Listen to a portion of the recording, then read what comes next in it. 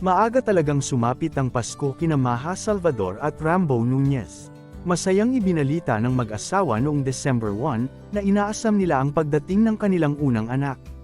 Itinampok sa kanilang unang post ang isang Instagram reel sa isang kwartong puno ng mga Christmas decoration na may caption na, "Christmas came early" na may kasamang Christmas tree emoji, gift emoji, at baby emoji, na nagpapakita ng mga masasayang sandali kasama ang kanilang mga fur baby na sina Doc at Duchess sa isang maligaya na set na may temang Pasko.